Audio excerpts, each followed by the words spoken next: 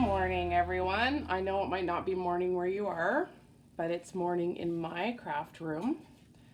So it's Tuesday morning and I'm just here back on Paper Therapy with Amy to show you quickly how I edit photos. So I'm going to try to make this a quick video.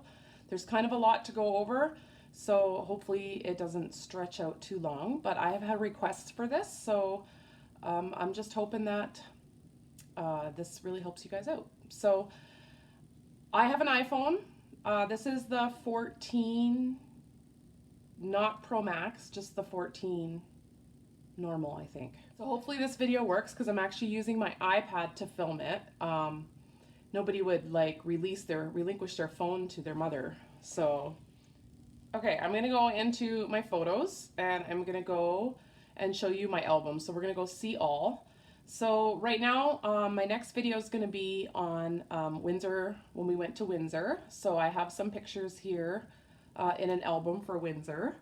And I have an album here that says Dog Park Walk Makes. And that doesn't make any sense, but it's supposed to say Mabes because we sometimes call Mabel that for short.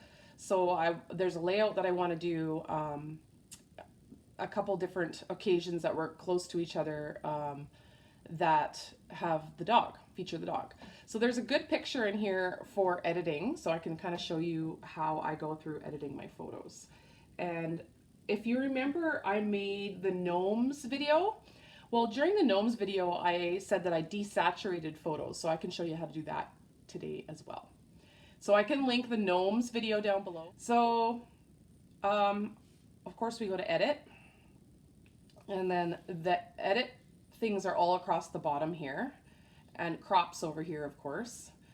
The only tips I can give you for crop, they're not the best for this photo, so maybe we'll do that after. We'll start with adjust here. This is a magic wand, that's what that is. When you use this, it's just going to brighten up the photo in a like computer way, whatever the computer takes in as, oh, this should be brighter or this should be darker. So of course the human eye is going to be different.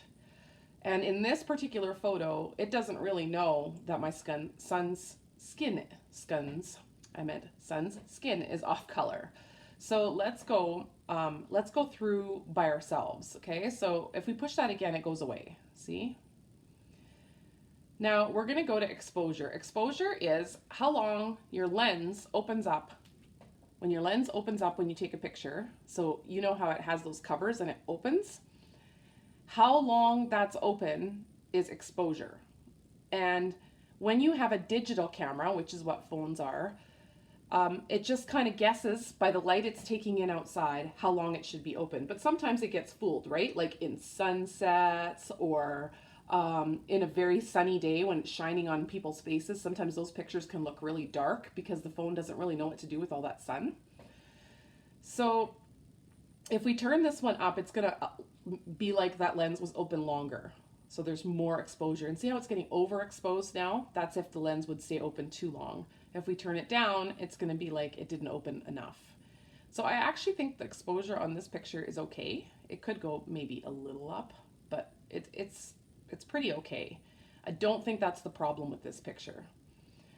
Brilliance, I have a harder time explaining brilliance, but I think it's kind of backlight or light for the whole picture. It just brightens the entire picture up. And there's something called brightness as well, which does something similar.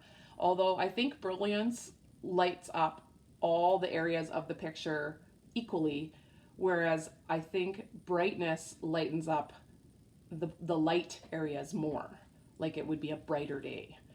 So that's my take. I could be wrong. Somebody could critique me and say that's not what it is at all, but that's what it seems like to me when I'm editing photos. Here's highlights. Highlights is going to brighten up all the spots that are already the lightest, where the sun is hitting. So if we crank that up, on this picture, the sun isn't really, because the sun is setting, it hasn't really hit anything. So all it's really doing is making the sky more white in the background there. You can see it kind of, there gets to be a halo around Mabel's head and around the trees in the background. So that's not, I don't think, really the problem. I might come back to it, but I think the problem is shadows. I think what's going on here is the camera's not really knowing what's the shadows, and because of that golden light, my son's skin is going kind of a yellow color. So if we crank up the shadows a little bit, it's going to make this image a bit more crisp. If we take them down, sometimes that works too. You see how the dog got a little bit more clear? That's because it's making her, the shadows in her face more darker so that there's more definition in her body. But I think that once we move on to the next thing, turning it up a little bit might help. But I could be wrong again. Let's move on. Contrast is the difference, right? Contrast is black and white being more different than each other. So it's going to take all the colors that are dark and make them darker, and all the colors that are light and make them lighter. And if you turn it down, it's going to muddy everything. So contrast will help a little with the definition, especially in a dark colored dog. So we'll turn that up a little bit. It's better to start with little increments, and then you can always come back and turn them up more. Here's brightness, and I do think brightness is mostly lightening up the light areas. It does help a little bit because of that twilight look, and I think it lightens my son's skin color a little, so I'll just turn it a little bit up. Black point I use quite often. It crisps up everything that is dark. So I actually really like black point. See how it's just crisping that whole photo? So let's just turn that up a little bit more than the others, because here I went to like 10, and this one I went all the way to 30. So let's leave that there. Saturation is the deepness of the colors. So this is the one where in the gnome photos, I felt that my gnome pictures were just too bright, too much, especially the pictures of the store with all what was going on in the background and everybody's different clothes. So what I did is I turned down until, if you go all the way to the end, your picture is going to be black and white. So you're just going to add color in until that seems like enough color for you and it's not busy anymore. This photo isn't a great example, but you can see on her red leash here, it's not as red. So if you're wanting to get some of the reds out of the picture because you don't want to use reds on the page or you don't want to be distracted, this is a good trick. However, I don't need to do that on this picture. So once again, we're trying to make my son's skin look a little bit better. I never use vibrance. I think it does what it says. It just makes all the colors seem more vibrant, and I definitely don't need that in this photo because it's making my son's skin look weird. Warmth is going to help though, because of that twilight evening light. They call it the golden hour of photography, except for this was a little later than that. So the sunset is what's causing his skin to look this color. So if we take the warm to this side, so if we roll it this way, we're adding yellow or gold hues. This way we're adding blue or cool hues into the photo. So what we want to do is add a little bit of coolness just to take the edge off that weird yellow glow that's happening. Sometimes you like the yellow glow if you're actually trying to pay attention to the sunset, but in this case I'm not. Tint does the similar thing. The one thing about tint, if you desaturate the photo to black and white, you could move the tint around and try and get it sepia or have it in tones of green. Pardon my dog.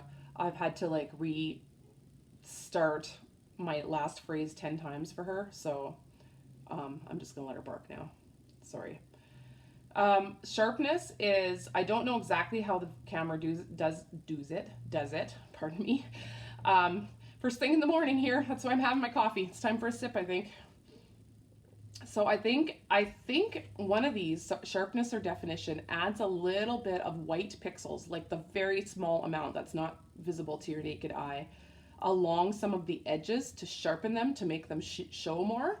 Sometimes it's handy, but keep in mind, you will not make a blurry photo in focus, no matter how much sharpness or definition that you add. But sometimes on a picture with a dark dog like this, it will help because it will cause those edges to become more defined in her fur and her curls and stuff. So I think it does help a little bit. I'm gonna go about there. That's where I started seeing change. And then definition, let's try that as well. Again, I think it is kind of sharpening some edges.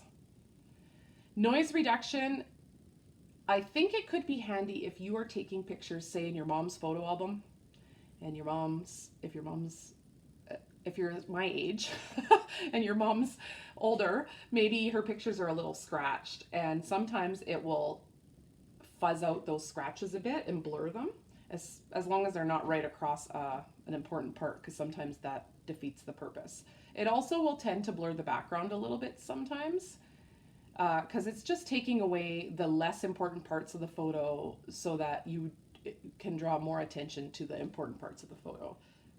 Vignette is adding that darkened edge. It's more for a portrait, that if you're going to maybe scrapbook one photo or you're going to hang it on the wall. It's that kind of old-fashioned, it kind of reminds me of in the old days, the wedding pictures in the 80s, where they would often have like a dark vignette around the whole picture. So here's the vignette. I'll sometimes do it for my posts for Instagram to make them look kind of more professional or whatever. And if you go the other way in vignette, it's adding white. It's hard to see, but there's some white right here and some down here. So I do not want a vignette on this photo. Now's the time to go back to shadows. Oh, not what I wanted. To go back to shadows and highlights, because I've kind of got this better. It's clearer to me. And if you want to know how it looks, when you hold your finger on here, you're going to get the original. It's going to say original up here. And you see how the whole picture is just kind of like it's got a haze of gold over top of it. And then it's crisper once that comes off. This looks better, especially Mabel, who's kind of the center of the photo because Liam's not really looking. And I really like that Liam's skin isn't that weird yellow hue. I think it looks a lot better. So that is how I edit photos. Hopefully that was helpful. Let's go all the way back to some beautiful shot from, look at that, so beautiful. Let's go back there. It's actually not that cold out today, and the snow is gently falling. It's beautiful out there. It's a little dreary, but anyways, okay. So what I want to show you here is how to crop. So let's hit edit and let's go to crop. And if I hold my finger on here, and there's a way to turn them on. You see that grid? I want to talk about that grid. That grid's about the rule of threes. So there's 3 sections, 2 lines, and 3 sections going each way like a tic-tac-toe square. What they're showing you on that grid is those are the places your eye is drawn to on a photo.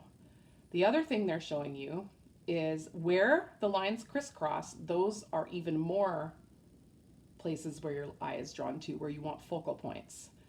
So I don't have a person. If I had a person, I'd want to put them here, here, here, or here. So let's go, see, there's one with my husband on it. Not the best photo in the world, but let's just do it. Okay, so what I want to do here when I crop this photo, first of all, I want this horizon to be straight. So we're going to use this one here, and we're going to just roll a little bit until that horizon line is straight. Looks straight to me. Now we're going to go and crop it, and what we want is a horizon line to be on one of the lines of the tic-tac-toe grid. And if possible, we also want my husband to be on a cross. You see how that is now?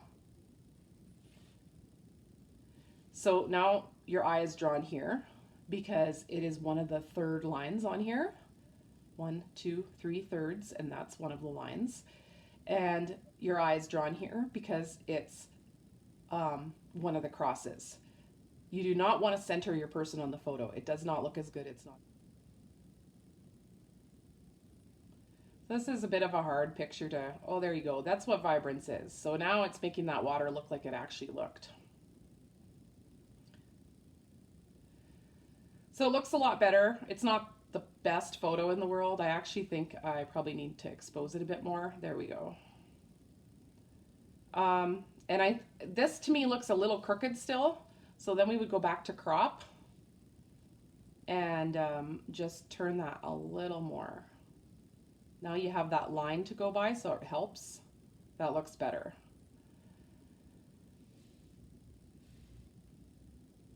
Oh, here, let's look at the photo as it was. Original. It's the cropped original. It's not showing you but that's where you want to have your horizon lines. It makes a big difference on the photo. And that is where you want to have your subject, on one of those tic-tac-toe crosses. So hopefully that helps you to make your photos from good to great. And I hope that you enjoyed this video. And I'm sorry that my dog just can't stop barking at whoever is walking down the street. But bye from her and bye from me. And I hope you guys all have an awesome rest of your day.